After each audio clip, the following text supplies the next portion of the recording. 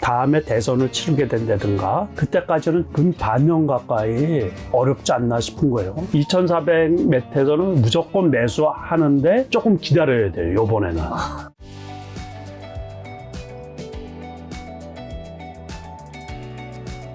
회장 혹시 오늘 어떤 마음으로 저랑 또 외부 촬영은 처음이시잖아요. 처음이고 아주 좋죠. 올 시장도 아주 어렵고 정신없고 그러는데 그래서 아주 좋은 시간을 이렇게 또 마련해줘서 아주 저도 감사합니다. 회장 식사하기 전에 우선 올해 2024년 한국 주식시장 한마디로 땡땡땡이었다. 한번 좀 정리 한번 해주신다면요. 진짜로 순 엉망이죠, 뭐.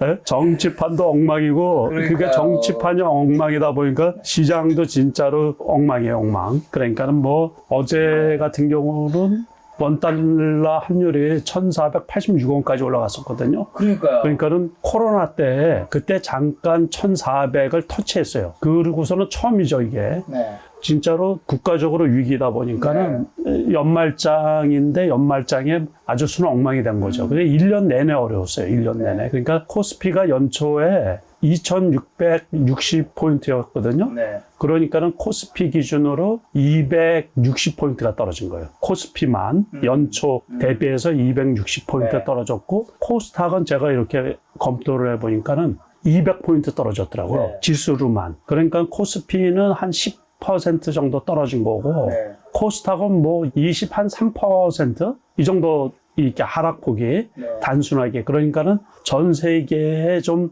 괜찮은 시장이 있잖아요. 그 선진국 증시에 포함은 안 되더라도 괜찮은 시장 중에서는 낙폭이 제일 큰 편이죠. 큰 편. 그러다 보니까 수익 내기가 되게 어려운 아주 진짜 엉망인 장, 뭐 그런 장이라고 할 수가 있죠. 저 우선 말씀하신 대로 원달러 환율이 한때 1480원을 넘는 등 했었는데, 이게 금융위기 때 2009년 이후, 그때가 1488원 정도였고요. 15년 9개월 만에 최고치라고 하는데, 왜 이런 일이 벌어진 거고, 이렇게 강달러일 때 한국 경제랑 주식에 미치는 영향이 안 좋을 것 같은데요? 그럼요. 원래 안 좋을 거로 봤거든요.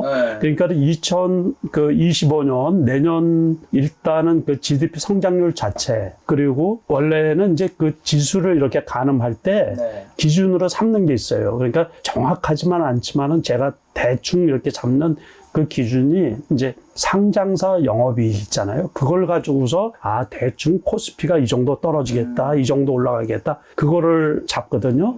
그런데 내년에 일단은 요번에 비상계엄 사태 전에 나온 거죠. 그거로 나온 게 내년에 이제 상장사 영업이익이 줄어들 거로 예상을 했거든요. 올해보다. 거기에다가 트럼프 2기가 다음 달 20일 날에 이제 출범을 하잖아요. 그러면서 뭐 여러 가지 경제적으로 이제 되게 부담스러운 요인들이 많이 있잖아요. 그러니까는 보복 관세하고 관세율 인상하는 거하고 여러 가지로 압박이 심하단 말이에요. 치수법을 축소시킨다든가 이런 거. 그런 거로 인해 가지고서 여러 압박이 심한 거에다가 한국은행에서 지난번에 GDP 성장률을 내년에 1.9%를 예상을 했거든요. 그렇게 하다 보면은 결국에 코스피가 되게 좀 어렵지 않을까 싶. 그런데다가 그냥 이 비상계엄이라는 거기를 때려 맞은 거죠.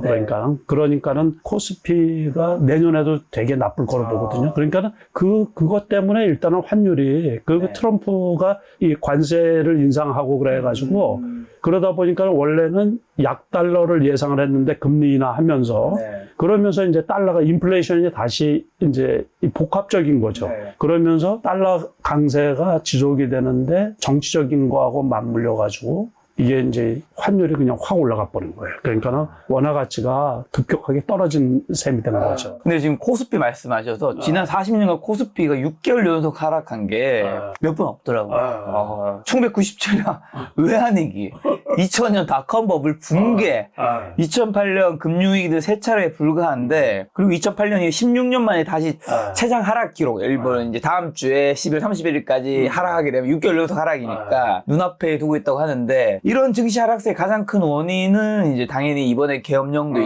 좋았지만 올해 전반적으로 근데 안 좋았던 것도 있는 거예요. 상반기는 좋았지만 하반기가 계엄령 외에 또 크게 안 좋았던 올해의 원인이 뭘까요? 경제 성장률이 정체돼서 그런 거예요. 경제 성장률이. 그러니까 우리가 이제 과거에 그 세 차례 말씀하셨잖아요. 그 이제 지수 하락기, 네. 그 이렇게 대폭락하는 거, 그거를 저는 다 겪었거든요. 네. 그래서 그때 지수나 그 상황을 다 알아요. 네. 그런데 이제 요번 같은 경우는 일단은 그 우리가 5년 코로나 전에 그리고 그 10년 전만 하더라도 GDP 성장률이 그래도 그나마 괜찮았었어요. 네.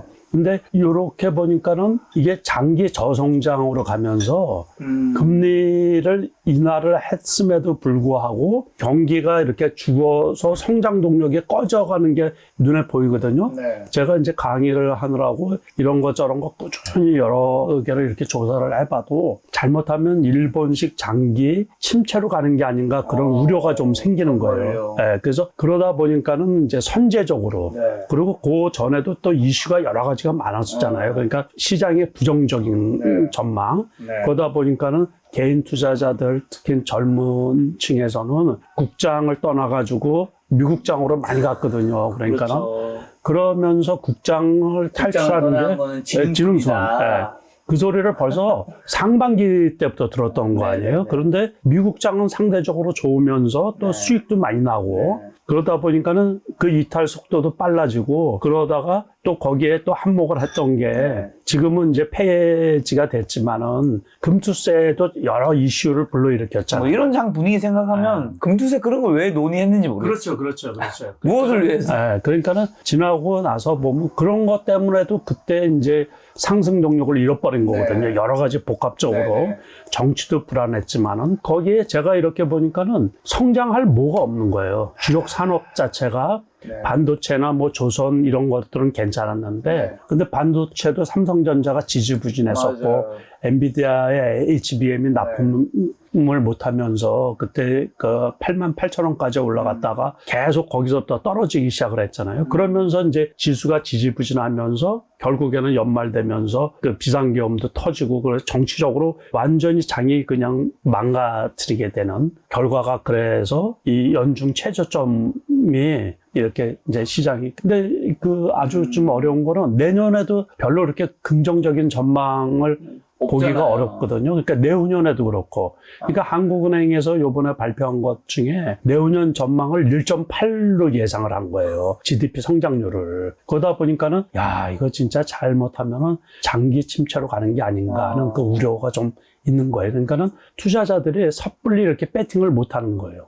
시장 불확실성 때문에. 그러다 보니까는 거기에다가 지금 정치적인 불확실성까지 이렇게 가중이 되다 보니까는 이게 제가 비상계엄이 이게 터지는 날 다음 날에도 이렇게 이제 말씀을 여러 번 드렸지만은 이게 단기적으로 끝날 게 아니잖아요. 그러니까 다음에 대선을 치르게 된다든가 그때까지는 최소한 한 근 반년 가까이 이게 좀 어렵지 않나 싶은 거예요.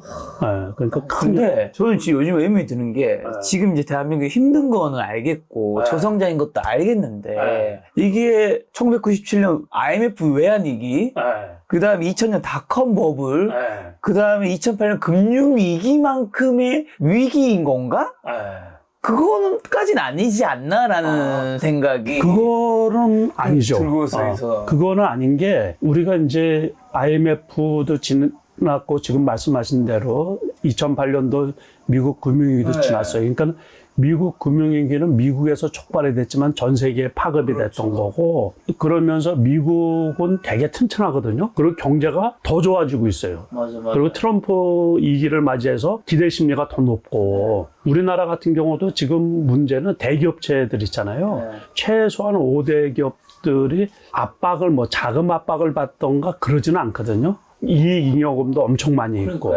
그러니까는 지금 경제가 어렵고 위기인 거는 그 내수 경기가 안 살아나잖아요. 그러니까 자영업자 경기가 어려운 거고, 그리고 중소기업들 있잖아요. 한계 기업들. 그런 데서 어려운 거고, 건설업체들. 부동산 PF 가지고서 그건 몇 년 됐는데 그쪽이 위기인데 정부에서 그거를 관리할 수 있는 여력은 있는 거예요. 그러니까 대기업체들도 그러고 그러니까 IMF IMF 때는 대기업들이 대기업체 다 망한 거죠. 그리고 지금 뭐 자영업분들이 힘든 것도 안타깝지만 사실 대기업이 무너지면 밑에 있는 중견 중소기업은 다 같이 무너지는 다 같이 무너지는데 그게 더 큰 위험이에요. 예, 그러니까는 삼성전자가 요번에 주가를 방어하기 위해서 10조 자사주 매입을 한다 그랬잖아요. 그러니까 삼성전자는 안 떨어지는 거예요. 53,000원. 어제 같은 경우 지수가 떨어졌는데도 오히려 100원인가 올랐거든요. 그러니까는 그 자사주 매입할 여력이 있다는 얘기예요. 거기에서 3조 원치는 3개월 내에 소각을 한다 그랬거든요. 그러니까는 그 실탄이 무궁무진해요. 거기에도 그래서 대기업체들이 어쨌든 어렵더라도 자금적으로 몰리고 뭐 위험하고 그런 거는 거의 없거든요. 근데 사실 이번에 계엄령 사태로 해서 환율도 주가도 더 떨어진 부분이 있지만 대통령이 어쨌든 직무가 정지되면서 국무총리가 대행을 했는데 대행하신 분이 또 종료가 정지돼서 지금 유튜브라든가 인터넷 기사를 보면 지금 대대행이 하고 있다. 그렇죠, 대대행. 도대체 누가 한국을 이끌어가고 있는 그렇죠. 건가? 국방부와 지금 한국을 책임지는 거 누군 건가? 그렇죠. 대대행이 정말 최선인가? 뭐 이런 것들을 나온다는 것 자체가 뭐 저는 정치적으로 이런 거 모르기 때문에 잘 모르지만 어쨌든 이게 외부에서 봤을 때는 되게 불안정한 리스크가 커지기 때문에 한국에 대한 투자는 더 안 할 것 같고 그다음에 한국에 있는 분들도 이렇게 대대행이 되는 모습을 보면서 더 한국 자산에서 돈을 빼야 되겠다 라는 생각 많이 할 것 같은데 어떻게 보세요? 그렇지만은 지금 이제 어이가 없죠, 어이가. 그러니까 진짜로 참 이거 막말로 개판인 거예요, 개판. 제가 좀 좋은 말을 쓰려고 그러는데 나라가 진짜로 그 보면 열받고 그러죠. 그러니까 열받는 일이 한두 개가 아니고 그래서 뉴스 특히 정치면은 안 보려고 그러는데 현실적으로 저 같은 경우는 투자하는 사람 아니에요. 그러고서 그동안에 이렇게 이제 평생 이렇게 겪어보면 진짜 지금은 어떻게 보면 막장이에요, 막장. 정치가 막장이다 보니까 경제에 심각한 영향을 미쳐가지고 걱정이 되는데 그래도 지금 2,400을 지수는 지키려고 하잖아요. 더 떨어질 수도 있어요, 제가 보기에는. 그래서 이제 시간이 필요하긴 필요한 건데. 그러니까 여기서 환율이 이제 1,500원을 뚫을 가능성도 있는 거잖아요. 1,500원, 1,600원 가면 사실은 지수는 더 떨어진다고 봐야 되는 거예요. 그렇죠. 떨어지는데 이제 그럴 때마다 제가 하는 게 있어요. 나라가 망하더라도 이 가격에는 괜찮다고 했던 그 경험치가 있잖아요. 2008년도에 코스피 지수가 900이 이틀 깨졌거든요. 그때 제가 매수를 했을 때 나라가 망하기 전에는 이 가격은 괜찮아. 그러면서 매수를 했던 거고 뭐 불과 몇 년 전이죠. 4년 전에 코로나 20년 그 3월 달 있잖아요. 1,500이 이틀 깨졌어요. 코스피가. 그때도 제가 뭐라 그랬냐면 나라가 망해도 괜찮아. 망하기 전에 이 가격이면 괜찮아. 그런 거예요. 그런데 그때 단순하게 이제 2008년도 900포인트하고 2020년도 1500포인트하고 600포인트가 차이가 나는데 왜 그때 괜찮냐면 경제 사이즈가 외형적으로 커진 거예요. 그래서 이 정도면 나라가 망하기 전에는 괜찮아 그래가지고 제가 그날도 공교롭게 이제 방송을 했던 날인데 키움증권에서 이제 방송을 했던 날인데 그때 무조건 매수를 하라 그랬거든요. 그래서 지금도 무조건 매수해야 될 때인가요? 지금도 2,400 밑에서는 무조건 매수하는데 조금 기다려야 돼요. 요번에는 회복이 되려고 그러면 지금까지는 회복이 되려고 그러면 제가 보기에 다음에 조기 대선이 이루어지고서 새로운 정권이 들어선 때 안정감이 있어야 되죠. 이 불확실성이 증시에서 가장 안 좋은 그렇죠. 거니까. 그게 회복이 되면은 제가 보기에는 충분히 그러니까는 회복이 될 거라고 생각이 들고 그래서 이제 지금 무진장 어렵지만은 원래는 이제 주식 투자는 그 어려울 때 들어가는 거거든요. 그러니까 지금은 종목이고 뭐고 참 사기가 되게 애매해요. 그런데 아무튼 저는 제 개인적으로는 이렇게 보면은 어려운데도 안 떨어지잖아요. 그렇다고 지금 2,300까지도 요번에 비상계엄 하고서 이틀인가 지난 다음에 2,360포인트까지 떨어졌거든요. 그 다음에 이제 다시 2,450포인트까지 또 올라가니까는 일부 사람들은 이제 또 정상화돼서 꿈깨라고 제가 이제 여러 차례 말씀을 드렸거든요. 2,500 그럼 넘어가고 뭐 2,600까지도 뭐 보는 정신 나간 사람들은 그 사람들은 또 반대적으로 또 정신 나. 이게 5, 6개월 가는 상황이라 했잖아요. 5, 6개월. 그러니까 앞으로도 어떤 상황이 올 줄 몰라요. 또 진짜 뭐 대댕이 나왔는데 여기에서도 또 탄핵이 그거 진짜로 아이고 그거 나라꼴이 진짜로 수는 엉망이 되는 거죠. 그러니까 안타깝고 막 그런데 그래도 우리 뭐 6.25도 겪었고 지금 말씀하신 대로 IMF도 겪었고 그러면서 국민들의 그 지혜로 해서 진짜로 이거 다 뛰어넘은 거거든요. 네. 그래서 지금까지 온 건데 지금 오늘도 제가 여기 오면서 저 어릴 때 생각, 저 젊었을 때 생각도 많이 했거든요. 그런데 그때 고생들 많이 했죠. 그러면서 지금 이 자리까지 온 거거든요. 그러니까 제가 뭐, 저 심지어 10월 유신 있잖아요. 그때 계엄할 때도 생각이 나는 거예요. 제가 그때 초등학교 5학년인가 그랬던 것 같은데, 모 대학 앞을 이렇게 지나가니까는 기관단장, 중무장한 그 군인들 있잖아요. 정말 학교 정문을 막고 그런 것도 생각이 나고, 1980년대 그때 그 넥타이 부대들 데모 시위하던 거 80년대 제가 그 당시에는 야학을 했었는데 학교를 한 학기가 완전히 못 간 거예요. 그 11.6 사태, 저기 5.18, 네. 그 광주 민주화 항쟁이 일어나면서 한 학기가 온전히 휴교가 내려지고 그 상태를 겪었거든요. 그때는 뭐 진짜로 경제도 수는 엉망이었던 거죠. 그 와중에 지금까지 이제 2024년까지 왔는데, 그러니까 역사가 아주 이 거꾸로 다시 이렇게 회귀하게 된 건데, 그래도 이제 경제 수준 자체는 옛날보다 말도 못하게 많이 좋아진 거죠. 그리고 지금 말씀드린 대로 대기업체가 건실히 버티고 있기 때문에 그래도 무난히 이겨나가지 않을까 싶은 거예요. 네. 어쨌든 여러분 이번 영상의 핵심은 슈퍼개미 남석 회장님께서 2차 산업 밑에서 무조건 살아. 하지만 이번에는 이전과는 좀 다르게 대대행이 이런 사태이기 때문에 좀 기다려라. 분할 매수를 해야 된다. 네, 그래서 기다려야지 되지 않을까 싶고, 네. 그래서 이제 그 조금 기다려야 되고, 종목을 고르기 어려우면은 그 지수 관련 ETF 같은 경우도 네. 괜찮지 않을까 싶은 생각이 있어요. 그래서 그렇게 보시면 되지 않을까 네. 싶어요.